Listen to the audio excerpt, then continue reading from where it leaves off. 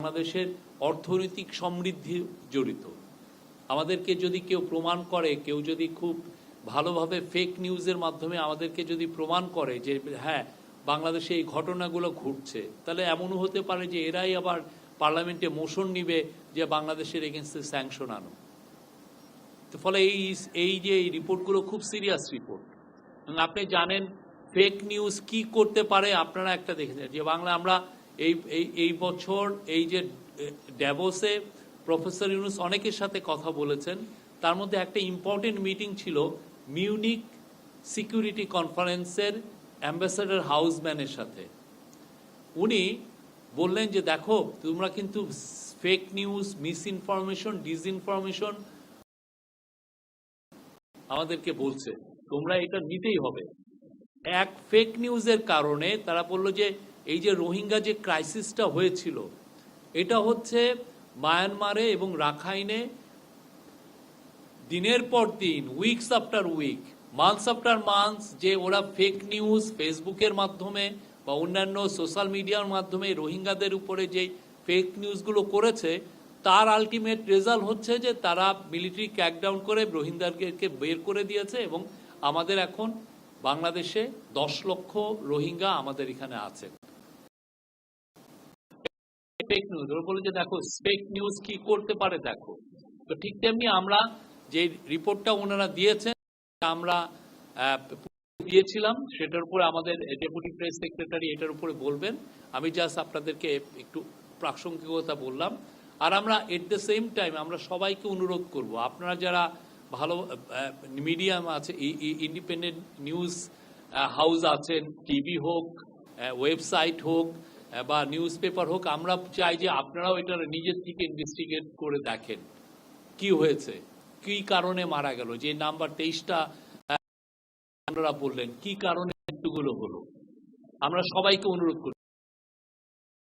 Local যারা human rights group আছে তাদেরকেও বলেছি, বা ইন্টারন্যাশনাল যারা বড় হিউম্যান রাইটস গ্রুপ আছে তারাও, আমরা খুবই ওপেননেসে বিশ্বাস করি, আমরা ট্রান্সপারেন্সিতে বিশ্বাস করি, আমরা তাদেরকে অনুরোধ করছি আপনারা এটা দেখেন। তো এটা নিয়ে আমাদের ডেপুটি প্রেস সেক্রেটারি ওনাদের সাথে বসে আমরা একটা রিপোর্ট কম্পাইল করেছি, আমরা এটা আপনাদের সাথে শেয়ার করব। এটা নিয়ে কথা বলছেন আজাদ মজুমদার।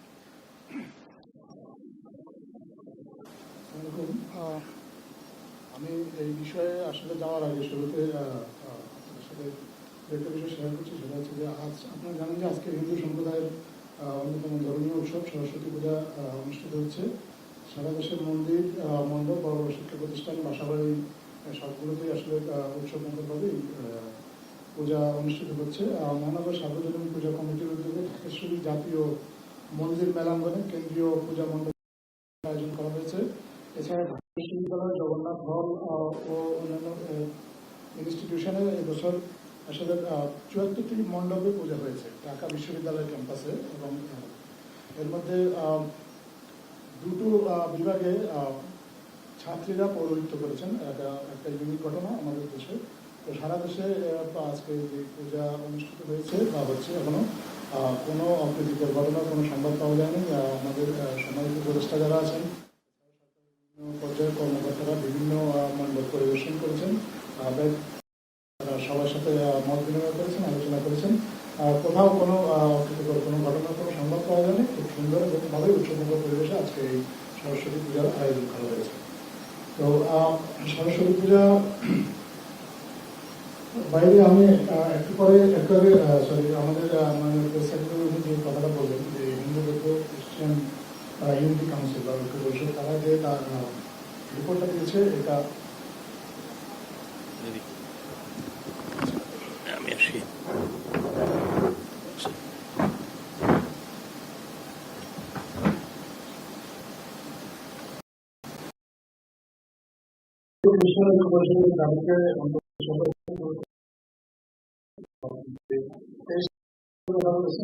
সরকার এই তালিকাটা সংগ্রহ করেছে।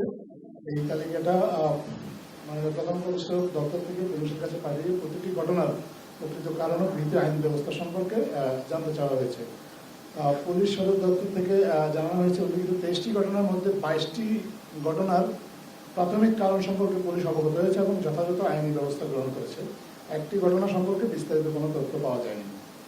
যে 22টি ঘটনার মধ্যে জানা গেছে তার একটি ঘটনার সঙ্গেও সাম্প্রদায়িক কোনো সহিংসতার কোনো ধরনের সম্পর্ক পাওয়া যায় না। হত্যাকাণ্ডের মধ্যে সর্বোচ্চ 5টি চুরি ও ব্যক্তিগত সাথে সম্পর্কিত, 4টিতে ব্যক্তিগত ও পারিবারিক কলহের ঘটনা জড়িত, 3টি ক্ষেত্রে জেনারেল ক্রাইম যেমন ধর্ষণ, অতিরিক্ত মদ পানি মৃত্যু, বিরূপ মন্তব্য করার কারণে দুই পক্ষের মারামারি থেকে মৃত্যু, 2টি দুর্ঘটনাজনিত মৃত্যু, আর 2টি হচ্ছে ব্যবসায়িক সূত্রতে জড়িত মৃত্যু। একটিতে স্থানীয় সংঘাতে মারা গেছে, জমি জমার বিরোধে একটি ঘটনায় মৃত্যু হয়েছে এবং একটি আত্মহত্যার ঘটনা ঘটেছে।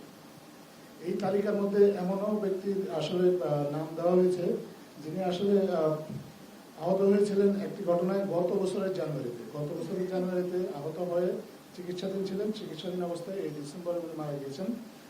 কিন্তু এইখানে এইটাকেও সাম্প্রদায়িক সহিংসতা হিসেবে তুলে ধরে এটাকে এই ঘটনার সাথে আগস্টের পরের ঘটনা হিসেবে এটা উল্লেখ করা হয়েছে। সরকার আসলে এই প্রত্যেকটি ঘটনায় যথাযথ গুরুত্ব দিয়ে আইনি পদক্ষেপ গ্রহণ করেছে। যে দুটো এই 23টি ঘটনা যেখানে আত্মহত্যা ও পানিতে ডুবে মৃত্যুর ঘটনা ঘটেছে, এই দুটি ঘটনায় পুলিশ ইতিমধ্যে চূড়ান্ত তদন্ত প্রতিবেদন দিয়েছে। অপর 21টি তদন্তকারী মামলায় ইতিমধ্যে 47 জনকে গ্রেপ্তার করা হয়েছে এবং গ্রেপ্তারকৃতদের মধ্যে 17 জন নিজেদের দায় স্বীকার করে আদালতে 164 জেলায় স্বীকারোক্তিমূলক জবানবন্দি দিয়েছেন। প্রফেসর মোহাম্মদ ইউনূসের অন্তর্বর্তীকালীন সরকার আসলে কোনো ধরনের সহিংসতাকে সমর্থন করে না।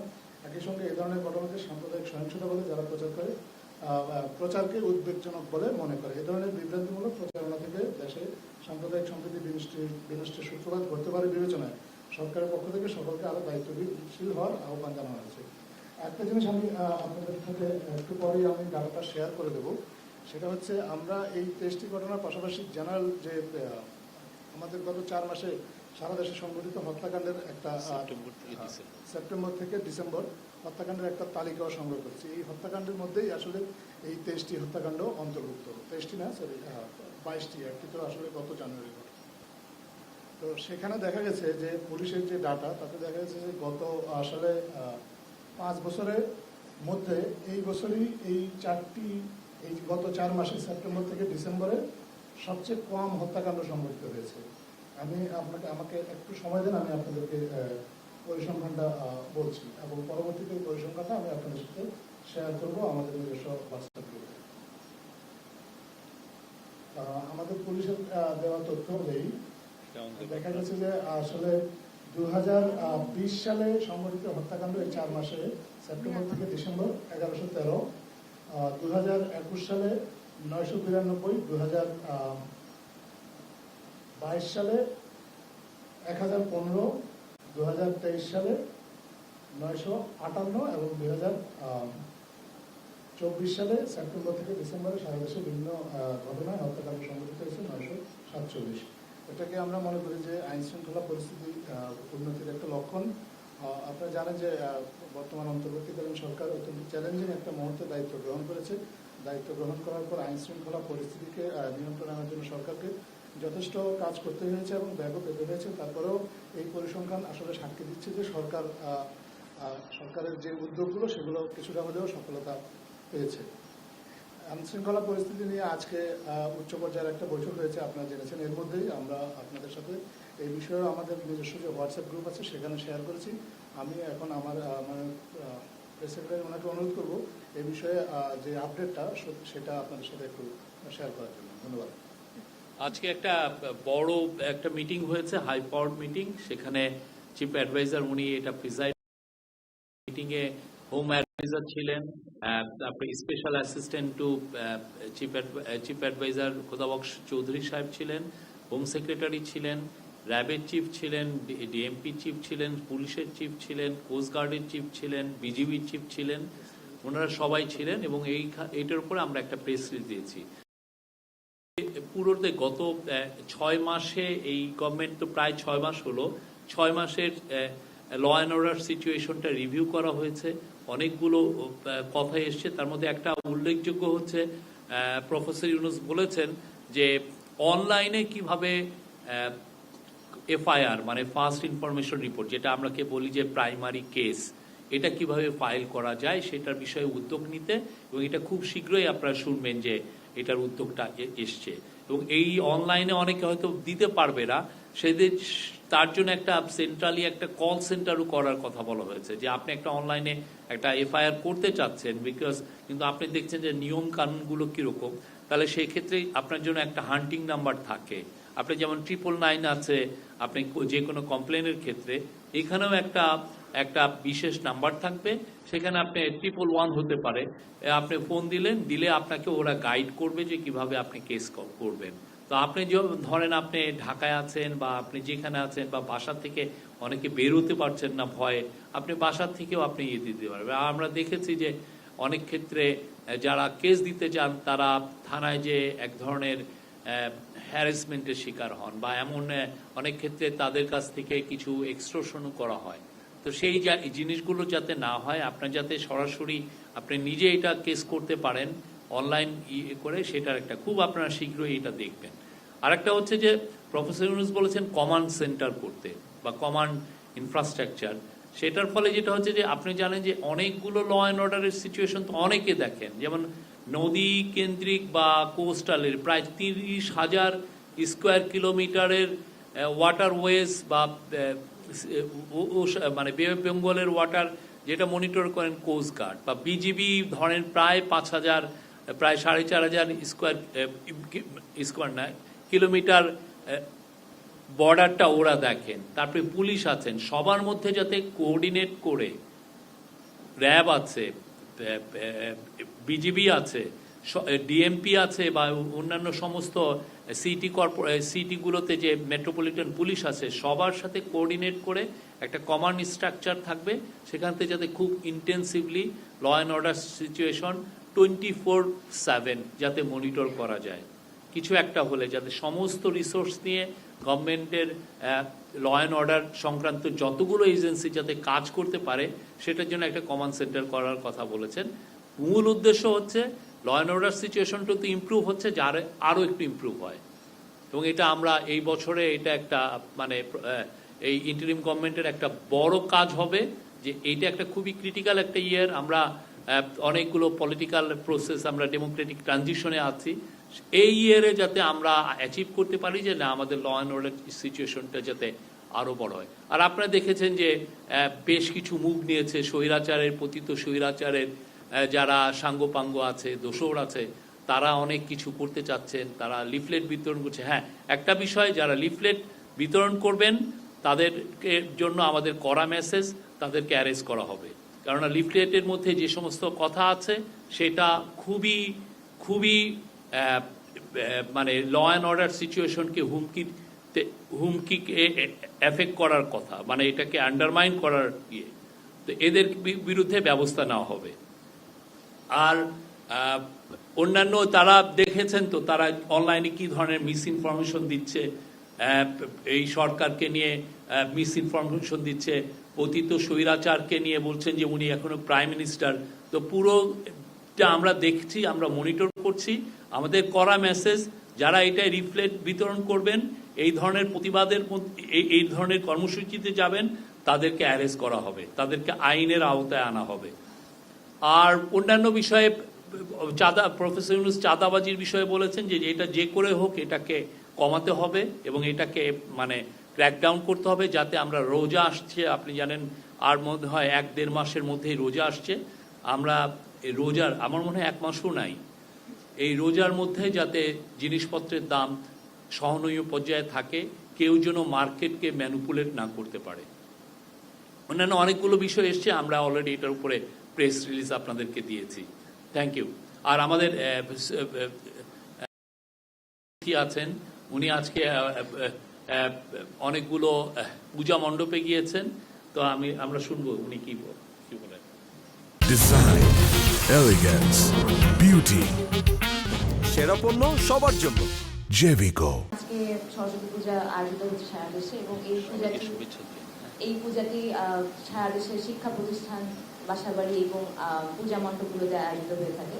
এটা একটা হিন্দু ধর্মের অন্যতম বড় উৎসব এবং আজকে আমি সারা দেশে বিভিন্ন পূজা মণ্ডপে ছিলাম এবং আমাদের উপদেষ্টা সহ বিভিন্ন সরকারি কর্মকর্তারা পূজা মণ্ডপ পরিদর্শন করেছেন এবং আমরা যেটা দেখেছি যে সবখানেই খুব আনন্দ উৎসবের সঙ্গে পূজা পালিত হয়েছে। ঢাকা বিশ্ববিদ্যালয় জগন্নাথ হলে এবছর ৭৪টা পূজা মণ্ডপে পূজা হচ্ছে এবং আমি দেখেছি যে প্রশাসনের লোকজন থেকে শুরু করে আইন শৃঙ্খলা বাহিনীর লোকজন সবাই খুব নিরলসভাবে আসলে পরিশ্রম করেছেন পূজাটা যেন এখন কোনো ঘটনার কথা আমরা শুনতে পাইনি। আশা করি অনেক কিছু হবে না। এখনো আয়োজন চলছে সবখানে এবং সেই কারণে বিভিন্ন রাস্তায় জ্যাম আছে। আর এই বছর যেটা খুব পজিটিভ ভাবে দেখলাম সেটা হচ্ছে ঢাকা বিশ্ববিদ্যালয়ের 2টি বিভাগের পূজা মণ্ডপ এবং জগন্নাথ বিশ্ববিদ্যালয়ের 1টি বিভাগের পূজা মণ্ডপে নারী শিক্ষার্থীরা পৌরোহিত্য করেছে। এটা খুবই মানে প্রচলিত প্রথা ভেঙে নারীরা পুজো পরিচালনা করছেন। এটা খুবই ইতিবাচক একটা দৃষ্টান্ত বলে আমি মনে করি এবং আমরা আসলে প্রেসিডেন্টের পক্ষ থেকে শিক্ষার্থীদেরকে আন্তরিক অভিনন্দন এবং শুভকামনা জানাতে চাই যে এরকম একটা খুব পজিটিভ ইনিশিয়েটিভ আপনারা নিয়েছেন। এটা খুবই আছে না, হিন্দু ধর্মের শাস্ত্রে কোথাও কিন্তু লেখা নেই যে নারীরা পূজা করতে পারবেন না। সরস্বতী বিদ্যা দেবী তিনি নারী পুরুষ সবাইকেই জ্ঞানের জন্য আশীর্বাদ করেন। সুতরাং শুধুমাত্র পুরুষেরা পূজা করবে, নারীরা পূজা করতে পারবে না এমনটা কিন্তু কোথাও নেই। তো এটা খুবই ইতিবাচক ভাবে আমার চোখে পড়লো। আমি নিজেও যেখানে আজকে অঞ্জলি নিয়েছি সেখানেও একজন নারী পুরোহিত ছিলেন এবং আমি দেখলাম যে যারাই ওই দেখেছেন যে একজন নারী পূজা করছেন তারা মানে মানুষজন এবং ছোট ছোট শিশুরাও খুব আনন্দিত হলেন দেখে। এটা খুবই একটা পজিটিভ সাইন বলে আমি মনে করি। আর আজকে সরস্বতী পূজায় আসলে সকল হিন্দু ধর্মের শিক্ষার্থীদেরকে এবং যারা এই বসন্ত পঞ্চমীটি পালন করে থাকেন, আনন্দে উদযাপন করে থাকেন, তাদের সবাইকে আমরা শুভেচ্ছা এবং শুভকামনা জানাতে চাই। Thank you. Any question? প্রশ্ন সেটা হচ্ছে আপনারা যে তথ্য দিয়েছেন যে 23 জন নিহতের প্রতিবেদন দিয়েছে হিন্দু বৌদ্ধ খ্রিস্টান ঐক্য পরিষদের নেতারা, তো সেখানে আইনশৃঙ্খলা বাহিনী বরাদ দিয়ে বলেছেন যে এটা ভুল তথ্য, মিথ্যা তথ্য। তাহলে এইটাকে হিন্দু বৌদ্ধ খ্রিস্টান পরিষদের এই তথ্য দেওয়াটাকে, এই ধরনের একটা প্রতিবেদন প্রকাশ করাকে রাষ্ট্রের বিরুদ্ধে ষড়যন্ত্র মনে করছেন কিনা, এবং যদি সেটা হয়ে থাকে তাহলে তাদের বিরুদ্ধে কি ধরনের ব্যবস্থা নেওয়া হবে? ধন্যবাদ। আসলে আমাদের প্রধান দায়িত্ব হচ্ছে যে এই যে ঘটনাগুলো ঘটেছে এগুলো মৃত্যুটাকে তো আসলে আমরা কোনো ডিনাই করছি না যে এই লোকগুলো মারা গিয়েছেন। আমাদের প্রধান দায়িত্ব হচ্ছে তাদের পরিবারের জন্য বিচার নিশ্চিত করা। আর পুলিশ তদন্ত করে যেটা দেখেছে এটাতে সহিংসতা ছিল কিনা, সরকারের তদন্তে বা পুলিশের তদন্তে সাম্প্রদায়িক সহিংসতার কোনো আলামত বা এ ধরনের কোনো কিছু পাওয়া যায়নি। কিন্তু তারা যে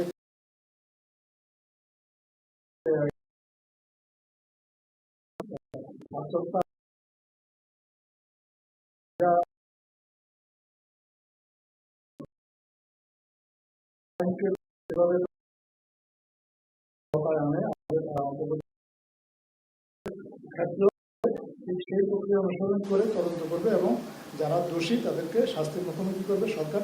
এটা নিয়ে সবচেয়ে বেশি চিন্তিত। আর হিন্দু বৌদ্ধ খ্রিস্টান ঐক্য পরিষদ তারা আরও যে 174টি ঘটনার কথা বলেছে সরকারের পক্ষ থেকে, আসলে পুলিশকে বলা হয়েছে এই ঘটনাগুলো আসলে তদন্ত করে দেখা হোক যে এটার মধ্যে আসলে কোনো সাম্প্রদায়িক সহিংসতা আছে কিনা।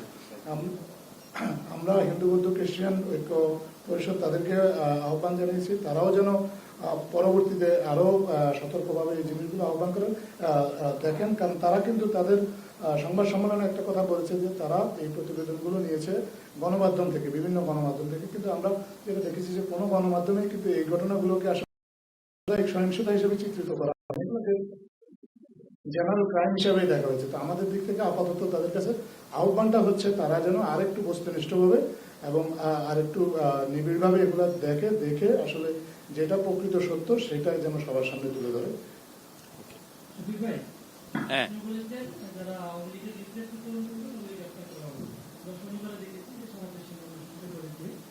জাতীয় প্রেসক্লাবে একজন শিক্ষা ক্যাডারের কর্মকর্তা এই লিফলেট বিতরণ করেছে। পরবর্তীতে আমরা জেনেছি তার বাসায় ডিবি দিয়েছিল, তাকে পাই। যারা লিফলেট বিতরণ করেছে এখন পর্যন্ত কাউকে গ্রেফতার করেছে কিনা? আমরা বেশ কিছু লিফটেড বিতরণ যারা করেছেন বেশ কিছু আমরা গ্রেফতার করেছি। আর যারা লিফটেড বিতরণ করেছে আমরা শুনেছিলাম যে ঢাকায় তারা 70টা জায়গায় লিফলেট বিতরণ করবেন। আমাদের যেগুলো আমরা ইন্টেলিজেন্স গ্যাদারিং যেটা হয়েছে, আমরা যেটা জেনেছি 3টা জায়গায় ওরা করতে চেষ্টা করেছে এবং সেখানে অ্যারেস্ট আছে। ওনারা অনেক অনলাইনেই অনেক কিছু ওনারা বিতরণ করছেন, সবকিছু অনলাইনে পালিয়ে যে এ ওনাকে দেন ও ওনাকে দেন এইখান থেকে দিচ্ছেন লুক্সেমবার্গে, উনি ওই লুক্সেমবার্গ থেকে আমেরিকায়, ওনাদের কাজই হচ্ছে অনলাইনে। এখন কি চুরির টাকা তো কিন্তু না কিছু ভাবে তো ব্যয় করতে হবে। আরেকটা বিষয়, যে শিক্ষা কেন্দ্রে কর্মকর্তা সেখানে অংশ নিয়েছে, তার বিষয়টা আপনি জানেন কিনা?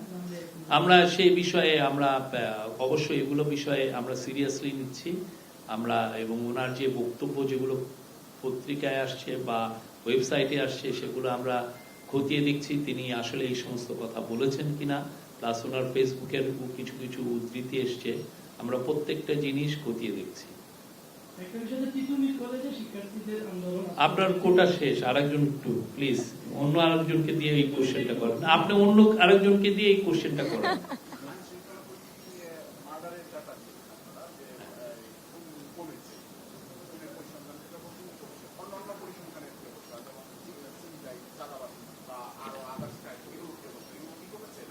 আমরা গত মাসের একটা ডেটা দেখেছিলাম যে ছিনতাই কিছু বেড়েছে, হ্যাঁ, কিন্তু আমাদেরকে আজকে এই যে ল অ্যান্ড অর্ডার রিভিউ কমিটিতে যে মিটিং এ সেখানে ডিএমপির কমিশনার সাজ্জাদ আলী সাহেব জানিয়েছেন যে গত 12-15 দিনে আবার এটা কমেছে।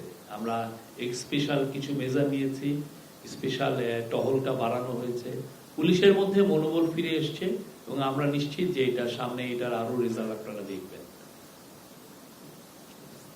শহীদ ভাই, আমার নাম কাউসার আজম, আমি নয়াদিঘি বলতে আছি। বর্তমান সরকারের আমলে একটি বিচার বহির্ভূত হত্যাকাণ্ড হয়েছে, যুবদলের এক নেতা কিছুদিন আগে মারা গেছেন। এই বিষয়টা নিয়ে যদিও আপনারা বিবৃতি দিয়েছেন, এটা নিয়ে আপনাদের কোনো আরো ব্যাখ্যা আছে কিনা? আমাদের আসলে এই যে বিবৃতি দিয়েছি এর বাইরে এই মুহূর্তে এটা নিয়ে আর অ্যাড করার কিছু নেই। আমি জানি আজকের পত্রিকায় তিতুমির কলেজের শিক্ষার্থীরা গত কয়েকদিন ধরে আন্দোলন করছে, এখন তারা মহাকালী রেলগেটে অবস্থান করছে, এই বিষয়ে এখন সরকারি এটা কি? এ বিষয়ে আমাদের মাননীয় শিক্ষা উপদেষ্টা ইতিমধ্যে সরকারের অবস্থান স্পষ্ট করেছেন এবং সরকারের অবস্থান উনি যেটা জানিয়েছেন সেইটাই আছে এবং এটা অপরিবর্তিত আছে। এর বাইরে সরকার এই মুহূর্তে নতুন করে আর কোনো সিদ্ধান্ত নেন।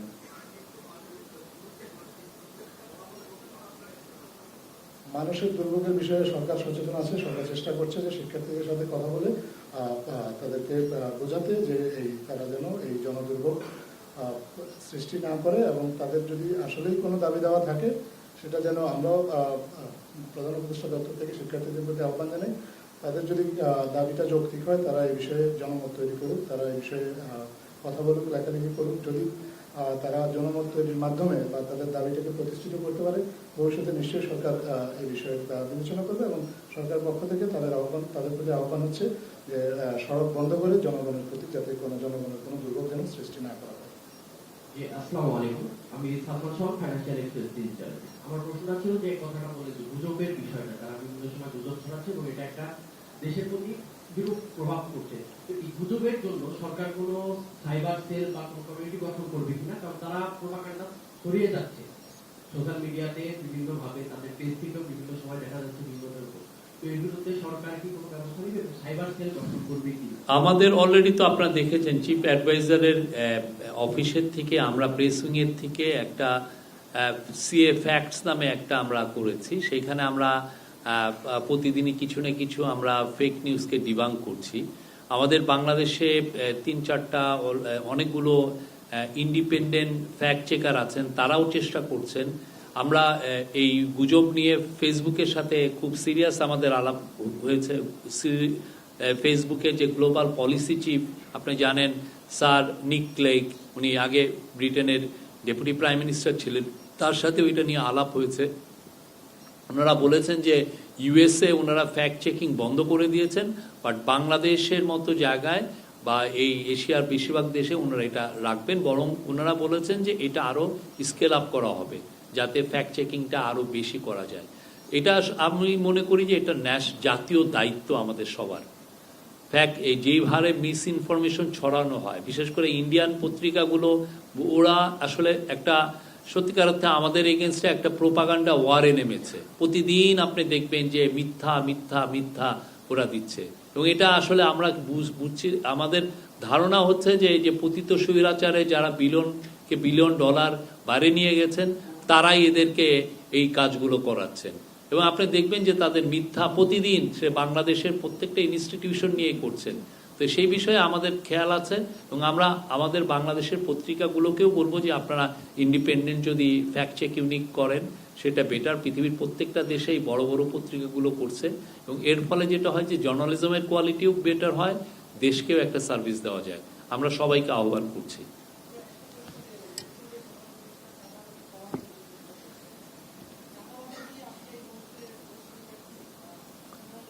আপনারা দেখেছেন তো জিনিসপত্রের দাম কমে এসছে, তো সেটার ওয়ান অফ দ্য রিজন হচ্ছে যে আমরা তো চাঁদাবাজদেরকে টার্গেট করছি। আমরা দেখছি কোথায় কোথায় তারা সক্রিয়, কোথায় কোথায় আসলে তারা মার্কেটকে ম্যানুপুলেট করেন বা কোথায় কোথায় ট্রাক থামান।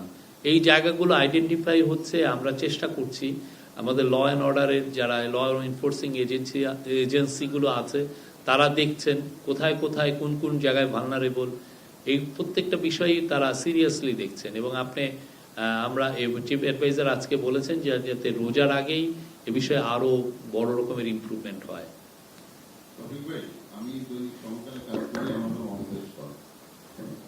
এখন তো সোশ্যাল মিডিয়ার যুগ, সোশ্যাল মিডিয়াতে অনেক কিছু ভাইরাল হয় এবং এগুলো আমরা দেখি। তো এটা খুবই হালকা একটা বিষয়, একটা প্রশ্ন করতে চাই। বলেন। সেটা হলো সম্পর্কে আপনার মাফলারটা নিয়ে একটু আলোচনা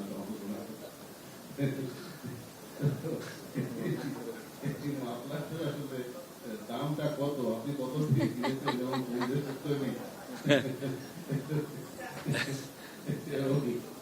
এটা খুব পার্সোনাল, আমরা এখানে পার্সোনাল কথা বলতে আসি নাই, সরি। না, এটা পার্সোনাল জিনিস, এটা এখানে সিরিয়াস বিষয়। ওইটা আমার খুবই পার্সোনাল একটা জায়গা, কিন্তু এটা এখানে আমরা এটা একটা সরকারি বিষয়। আচ্ছা, আর একটা বিষয় সেটাও একটু ভাইরাল হচ্ছে, সেটাও আপনাকে কেন্দ্র করে বইমেলার উদ্বোধন দিন একটা ডাস্টবিন আপনাকে স্ট্যাটাস দিয়েছিলাম, সেই ডাস্টবিনে তো সেটাও মনে হয় পরবর্তীতে আপনি সরিয়ে নিয়েছেন, কিন্তু এটা সরিয়ে নিলেন না? আমি সরাই নেই, আপনি বোধহয় লাস্ট আর ভিজিট করেন নাই। হ্যাঁ, এটাকে সামনে রেখে যেটা হয়েছে যে আওয়ামী লীগের যে ট্রল বাহিনী, ট্রল ব্রিগেড, তারা খুবই ন্যাক্কারজনকভাবে আমার পরিবারকে তারা টার্গেট করেছেন, খুবই ন্যাক্কার। আমরা জানি তাদের ক্যারেক্টার কিরকম, এটা তো আর নতুন কিছু না। এবং সবচেয়ে আনফর্চুনেট যারা এগুলো করছেন তাদের সাথে ওনাদের prime minister, former prime minister ইয়েও করছেন, মিটিংও করছেন। তাহলে ওনার রুচিটা কোথায় দেখেন? হ্যাঁ, একটা বুচার অফ বেঙ্গলের রুচিটা কোথায়? শেখ হাসিনা ওদের কি আমরা যেটা দেখছি যে এ টিমের সাথে এগুলো করছেন, আর এ টিম হলো এই কাজগুলো করছে। কারো মেয়ের উপরে গলাটা কেটে নিচের দিকে পর্নোগ্রাফির ছবি দিয়ে দিচ্ছে, কি ভয়ঙ্কর। এবার এদের সাথে বুচার অফ বেঙ্গল মিটিংও করছেন। আপনি রুচিটা কোথায় গেছে? ঠিক আছে, আবার আমাদেরকে রুচি শিখান অনেকে যে না আপনাদের রুচি এই। হ্যাঁ, এটা তো ভয়ানক একটা জিনিস।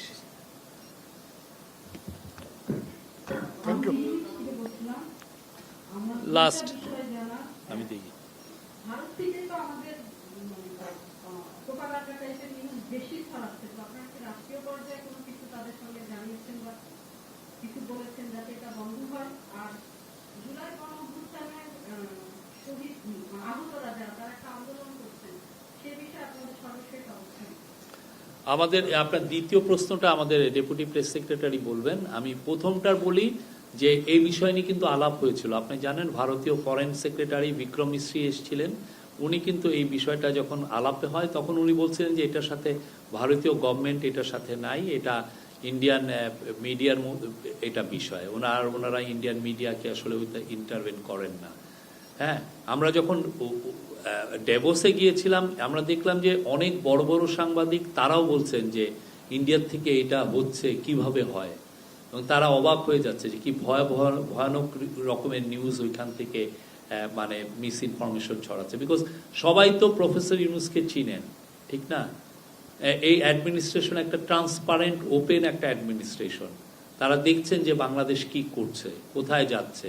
তো যে ধরনের ভয়ানক নিউজগুলো ছড়াচ্ছে তাদের কাছে অবাক হচ্ছে যে এটা কিভাবে ইন্ডিয়া থেকে ছড়ানো হচ্ছে। হ্যাঁ, আর বাকিটা এটা সেকেন্ড কোশ্চেন, উনি ওনার সেকেন্ড কোশ্চেনটা আগে।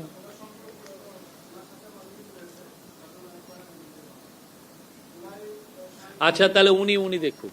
আচ্ছা, আমি এই প্রশ্নের সাথে লিংক রেখে একটু ছোট্ট একটা প্রশ্ন সংযুক্ত আগে ওনারটা দিক, এটা আগে জেসমিন না জেসমিন মলিকটা দিক প্লিজ। না, সম্পূরক পরে করেন। উত্তর দেওয়ার আগে সাধারণত সম্পূরক প্রশ্ন হয় না। ধন্যবাদ।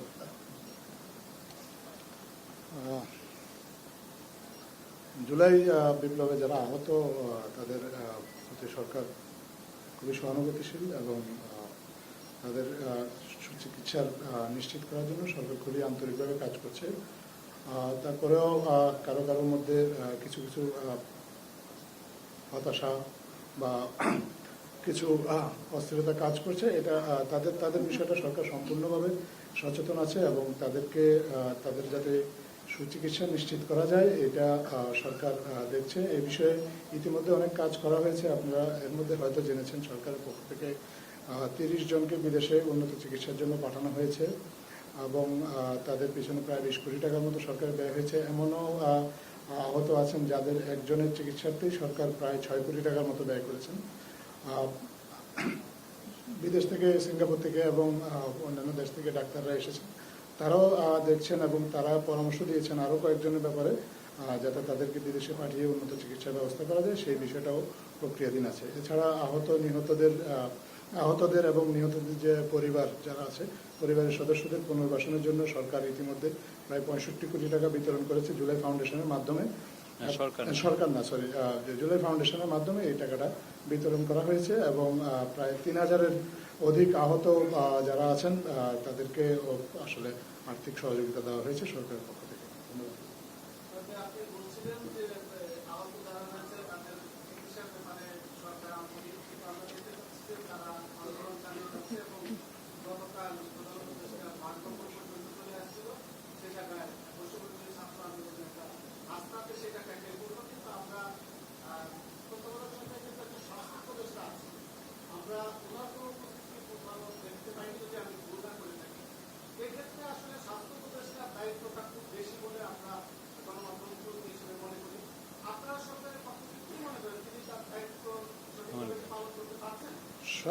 স্বাস্থ্য উপদেষ্টা মাননীয় ওনার দায়িত্ব আসলে তাদের যারা আহত হয়েছেন তাদের সুচিকিৎসা নিশ্চিত করা, তাদের সান্ত্বনা দেওয়া না। উনি তাদের সুচিকিৎসা নিশ্চিত করার জন্য যা যা প্রয়োজনীয় আছে প্রয়োজনীয় ব্যবস্থাগুলো নিচ্ছেন এবং এ বিষয়ে উনি মাননীয় প্রধান উপদেষ্টার সাথেও নিয়মিত যোগাযোগ রক্ষা করছেন। আজকেও উনি চিকিৎসার বিষয়ে যে অগ্রগতি আছে, যা জুলাই বিপ্লবে যারা আহত তাদের যে অগ্রগতিটা এসে উনি মাননীয় প্রধান উপদেষ্টাকে অবহিত করেছেন এবং তার কাছ থেকে এই বিষয়ে দিক নির্দেশনা নিয়েছেন। ধন্যবাদ। আমি একটা প্রশ্ন রাখছি, আমি মেহেদী হাসান একাডেমিতে আছি। আমার একটা প্রশ্ন, সেটা হচ্ছে যে এই জুলাই গণঅভ্যুত্থানে যারা আহত হয়েছে তারা কিন্তু বিশেষ করে চক্ষু বিজ্ঞান ইনস্টিটিউট এবং নিউরোসায়েন্স হাসপাতালে খুব খারাপ অবস্থায় আছে। যাদের চক্ষু বিজ্ঞান ইনস্টিটিউটে আমি ফলো আপে রিপোর্ট করি, তো ওদের দেখেছি যে যেসব প্লেটগুলো এখনো ঢুকে আছে এবং সেগুলো বের করলে আরো ক্ষতিগ্রস্ত হচ্ছে এবং তাদের বেশিরভাগের বয়স হচ্ছে 25 বছরের নিচে। তো কিছু সমন্বয়কের সাথে আমার কথা হয়েছে, তারা বলছে যে স্বাস্থ্য উপদেষ্টা এবং সচিবদের, স্বাস্থ্য সচিব পর্যায়ে কিছুটা ভুল বুঝাবুঝি বা ওদের কথা হচ্ছে সমন্বয়হীনতা। এটা কি আসলে সমন্বয়হীনতা দায় না এটা আসলে সমাধানটা কোথায়? যে এই রোগীদের যত দেরি করা হবে তাদের কিন্তু ক্ষতি তত বেশি হবে, বিশেষ করে নিউরো এবং চক্ষু। আপনারা কি ভাবছেন? আমার মনে হয় কি, এটা আপনারা তো একটা সাইডের কথাগুলো শুনছেন, ঠিক না? আপনি শুনছেন যারা আহত তাদের পরিবারের সাথে কথা বলছেন, আপনারা কিছু সমন্বয়কের সাথে কথা বলছেন। আমি আপনাকে রিকোয়েস্ট করব যে আমাদের মাননীয় হেলথ অ্যাডভাইজার আছেন, সেখানে স্পেশাল অ্যাসিস্ট্যান্ট উনি আছেন, আপনারা তাদের সাথে এই বিষয়গুলো আলাপ করেন না, আপনারা নিয়ে আসেন, তার বক্তব্যগুলো নেন, তারপরে দেখেন যে আপনি এই উত্তরগুলো পাচ্ছেন কিনা। আপনি তার কাছে যাওয়াটা, কারণ একটা নিউজের তো অনেকগুলো সাইড থাকে। একটা হচ্ছে যিনি ভুক্তভোগী বা যিনি সত্যিকার অর্থে আহত হলেন বা যিনি ভিকটিম, তার তো একটা বক্তব্য আপনি নিচ্ছেন, হুইচ ইজ ভেরি গুড, জাতির জন্য এটা একটা খুব উপকারী জিনিস।